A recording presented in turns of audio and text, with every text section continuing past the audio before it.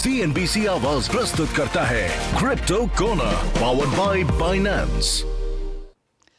नमस्कार, स्वागत है आपका क्रिप्टो कॉर्नर में। हमारे साथ सिग्मा कैपिटल के पार्टनर सीईओ विनीत बुडकी हैं। विनीत नमस्कार, शुक्रिया साथ जुड़ने के लिए। और जिस तरह की अनसर्टन वर्ल्ड में फिलहाल हम यहाँ पर हैं, जहाँ पर जियोपॉलिटिक्स भी है, डेडलाइंस भी हैं और ट्रूथ प्रपोजल्स भी हैं, किस तरह से आप देखते हैं क्रिप्टो एज अ सेगमेंट को परफॉर्म करते हुए और यहाँ से क्या एक्सपेक्टेशन है? नमस्कार मनीषा, ये शो पे बुलाने के लिए धन्यवाद। जैसे आप बोल रहे हैं कि मार्केट्स काफी बैकफुट पे हैं। सब लोग सोच रहे हैं कि होने क्या वाला आगे, क्योंकि ईरान का जो वॉर है आज आई थिंक डेडलाइन का आखिरी दिन है।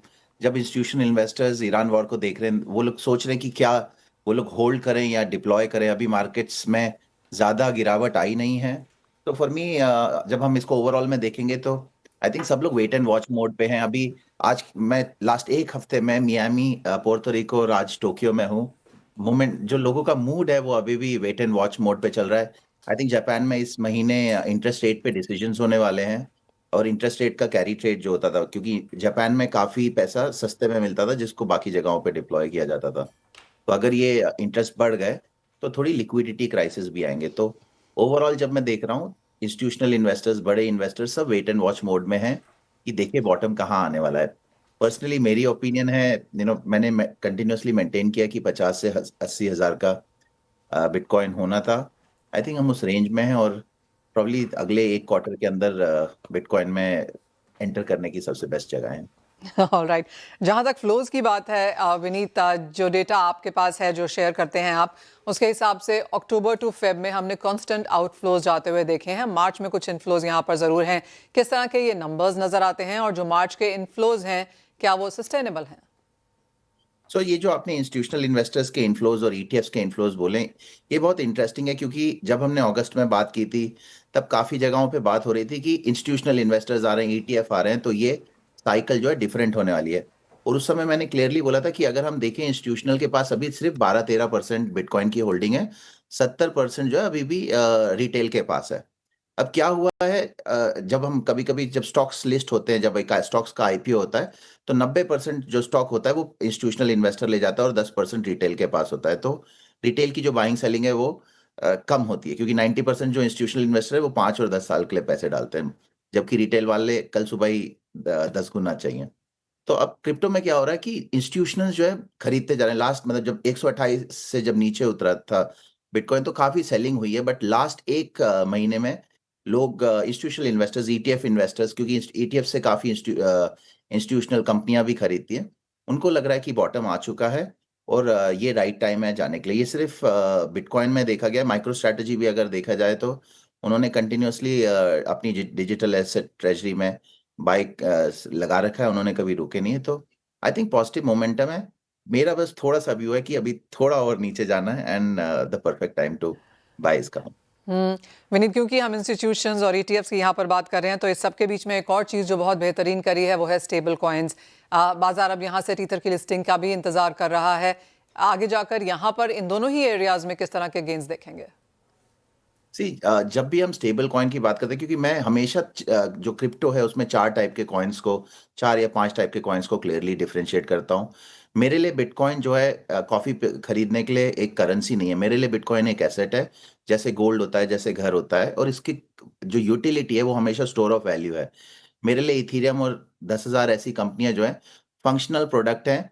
जैसे आप गूगल का शेयर लेते हैं या आप याहू का शेयर लेते हैं या फेसबुक का शेयर लेते हैं, वैसे ही इथीरियम, सोलाना जैसी कंपनियां एक्चुअल में स्मार्ट कॉन्ट्रैक्ट प्लेटफॉर्म्स बना रही हैं।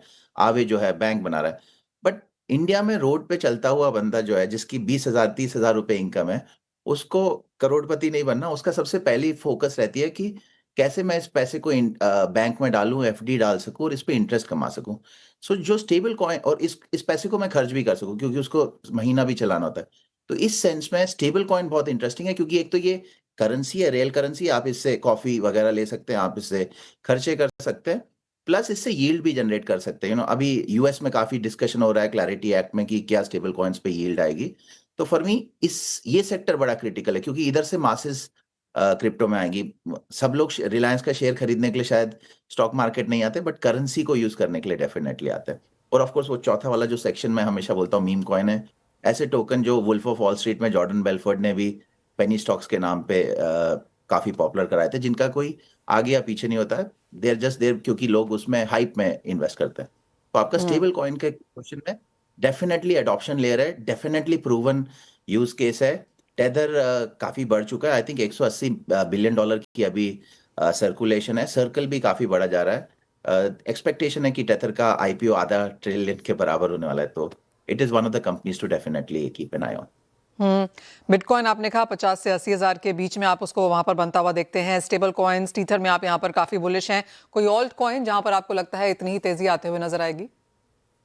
सी अगेन, अगर हम नंबर्स देखें, सी ऑल्ट कॉइन्स में काफी सारे सेगमेंट होते हैं। पहला सेगमेंट तो इंफ्रास्ट्रक्चर लेयर हो गया, जिसमें एथेरियम, सोलाना जैसे कॉइन्स हो गए। ये स्मार्ट कॉन्ट्रैक्ट प्लेटफॉर्म बना रहे हैं जिससे कोई भी ट्रांजैक्शन हैंडल कर सकते हैं। जैसे यूट्यूब एक वीडियोस के लिए प्लेटफॉर्म है, जैसे ब्लॉग्स के लिए प्लेटफॉर्म था, एथेरियम और सोलाना प्लेटफॉर्म्स है जहाँ पे ट्रांजैक्शंस हो सकते हैं। कल को आपको लोन लेना होगा तो ये स्मार्ट कॉन्ट्रैक्ट में रन कर सकता है, इंश्योरेंस रन कर सकता है।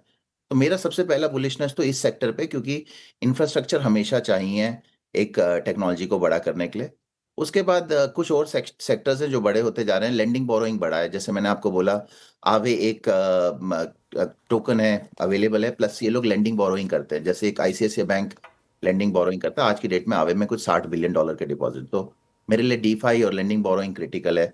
रियल वर्ल्ड एसेट्स बहुत बढ़ते जा रहे हैं।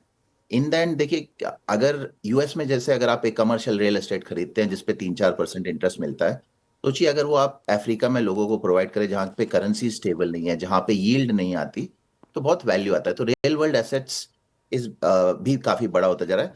इनफैक्ट स्टेबल कॉइन एक रियल केस है रियल वर्ल्ड एसेट का, क्योंकि आप जो भी पैसा लेते हैं स्टेबल कॉइन में, उसको यूएस ट्रेजरी में जाता है, तो यूएस ट्रेजरी की टोकनाइजेशन का केस है। आई थिंक चौथा केस जो सबसे बड़ा होते जा रहा है और आई थिंक क्रिटिकल है, इज आइडेंटिटी।